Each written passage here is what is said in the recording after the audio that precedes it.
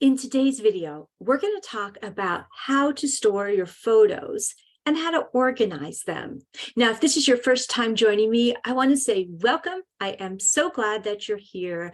And my name is Abby Ritchie. I'm the founder and CEO of Senior Savvy. And all week long, I'm helping thousands of older adults master their tech in a simple way so that you can get back to doing the things you love doing. And one of these topics I get requests for all the time is on photo storage. And that's exactly what we're going to talk about today. I'm going to go ahead and share my screen with you, and then we can hop right into it. Now, if this is your first time joining me, again, I want to say welcome. And I also want to encourage you to click on that subscribe button so that you're notified when I when I create new videos for you. All right. So the first thing to really think about when you are organizing your photos and your media and your videos and all the stuff that you have stacking up in your closet is I really want you to think about what your goals are. Is it just to pare down? Are you looking to print things and put them in albums? Are you looking to share them with other people? Because in today's workshop, we're going to talk about photo organization tips, photo storage apps, accessing your photos, the external storage that you'll need to have, as well as some projects. But truly the first step here is to determine, what are you going to keep, right? What do you want to keep? And I want you to make this decision now so that you can determine what happens to your photos, your digital media, your videos, your memories. You determine what happens to them rather than leaving them to your family who may be grieving your loss at some time. Okay, that happened to me. And it's happened to a lot of my clients' families. And I want to tip you off today and encourage you to do that today. Do it now. So if you have something like this, these old carousel boxes of slides, what you going to do with them? If you've got boxes and boxes of photos, can we scan them? And if you have got even VHS tapes like this, I want you to make a decision today about sending those out and getting them digitized, because all of that stuff takes a lot of storage space, right? And storage is at a premium these days. So I want you to determine what you're going to store and how you're going to do it. And then lastly, let's determine what you're going to store based on the volume of stuff that you have.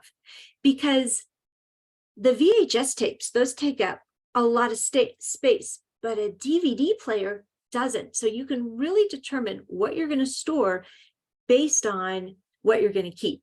All right. And it's time, and you can do this. So first, let's hop into some storage options. So there are going to be a variety of options for you to choose from. This is not a one-size-fits-all. So you want to determine what you're already using, because that will make the most amount of sense to you, as well as what you already have access to. So maybe if you're a Microsoft user, you also have access to OneDrive. If you're a Google or an Android user, you've got access to Google Photos. So I want you to keep that in mind, because again, this is not a one-size-fits-all. Now with Google Photos, you do get 15 gigabytes of photo storage. And I'm reminded recently of my clients, George and Betty. Now, George passed away a couple of months ago, and Betty's family asked me to take all of his photos that were on his computer and to upload them to a place where they could all enjoy them. And so I did just that with Google Photos, because this way you can share all of these folders and files with family members. Now with Google Photos, here are some pros. You can definitely share and download your photos. And occasionally some of these photos they do get downsized in their photo quality when you're storing them. Other than that, I would say this is an excellent solution because you can store photos and videos and you can share them all within 15 gigabytes of storage space. You can also access this on your phone. It doesn't just have to be on your computer. Now, if you want to access Google Photos, you can go to www.photos.google.com and see what you're already storing there. And if you're not storing anything, great, use it up, because that 15 gigabytes is 3 times as much as what you get as an Apple user. Now, every Apple user is given an iCloud account, but you're only offered 5 gigabytes of photo storage. That's compared to the 15 gigabytes in your Google Photos. So often what we have to do is we need to upgrade those accounts, right? So the pros here with iCloud Photos is that it syncs across all of your devices, and you do get high resolution storage. However, it's just 5 gigabytes, and that's across all of your devices. So if you have an iPad, an iPhone, and an iMac, that 5 gigabytes is going to go by fast. You want to make sure that your photos are being backed up to the iCloud, and confirm that as well. You can go online, you can go onto a computer, and you can type in www.icloud.com. You're going to have to enter in your Apple ID and your password. And if you need help with that, you can reach out to me. And there you'll find the Photos app. And I want you to verify what is being backed up to your iCloud account. And you can do that from any computer. It doesn't have to be a Mac. You can go to www.icloud.com and then toggle onto the Photos app. All right. Now, for me, I've had to buy more iCloud storage. There's just no way around it. I've got a family. I'm on a family plan. I've got like 8 Apple devices. And so, yeah, I had to upgrade it. But you know what? It's worth it. For me, it's worth it because I really cannot stay within the 5 gigabytes. Another alternative to your photo storage is Microsoft OneDrive. Now, if you're a OneDrive subscriber, maybe you're paying for Microsoft Word and PowerPoint and Outlook, chances are you are already backing things up to a OneDrive account. Now, the OneDrive account, if you're not sure, you can go to OneDrive.live.com and see what are you backing up there, because they do give you 5 gigabytes of free storage if you're just using it. But if you are using Microsoft 365, you get 1 whopping terabyte of storage. So please take advantage of that if you are using Microsoft 365.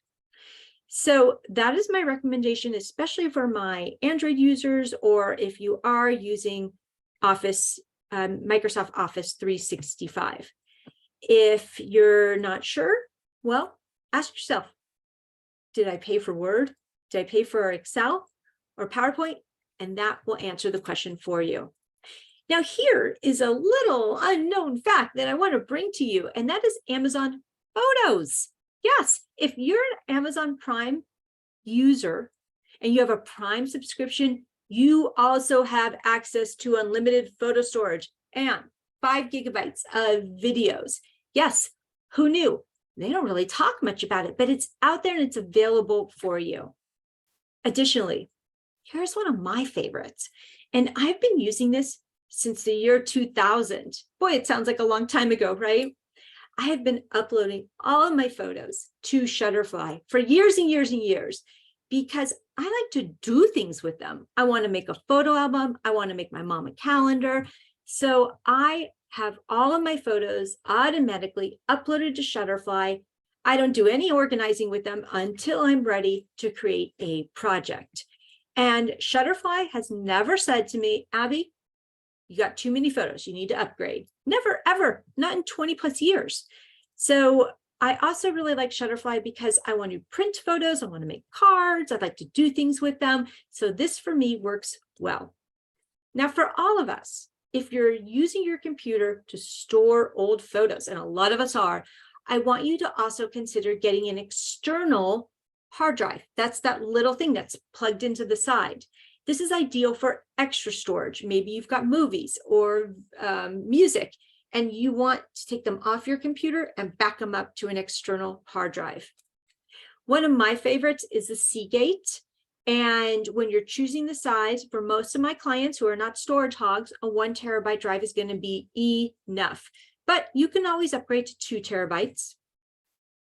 And here are some great other options. This iStorage one has a code. So if you're trying to back things up and you want to keep them secure and private, you could do that. Samsung has a portable one. And then Seagate has an expansive one as well. That's great for a desktop.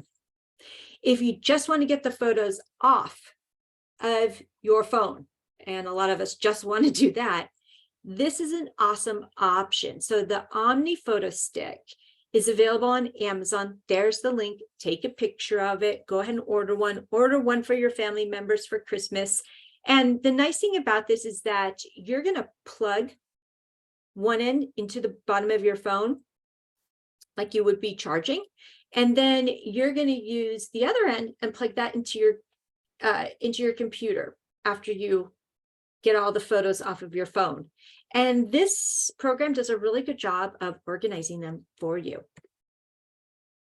So there's also something called your cloud-based storage. You're probably familiar with that. It's an additional service. There's two I really like. One is called Backblaze, and it is about $6, $7 a month, and it will back up everything continuously to the cloud without you even having to worry about it. Now, you might be saying, well, I have a cloud, I have external, why do I need this? Okay, if you've ever lost a bunch of things, like I have, photos, if your hard drive, your external hard drive ever broke on you, then you have this extra backup. And I got to tell you, I learned it once, I learned it twice. I don't need to learn it a third time to know that I need this additionally. Another program I love, especially for PCs, is Carbonite. Now, here's a picture of a lot of the things that we talked about today. And I want you to grab your phone, take a picture of it right now, and refer to it later when you're sitting in front of your computer and you want to remember, what was that thing Abby said? Okay, go ahead and take a picture of it. And I also want to say to you, I'm here for you. If you have any questions, I want you to reach out to me. Some of you email me, which I love. I love to hear from you about your feedback. If you have, again, any questions whatsoever, just reach out to me and let me know. It is always an honor to be with you, and I hope you have a wonderful day. Thank you.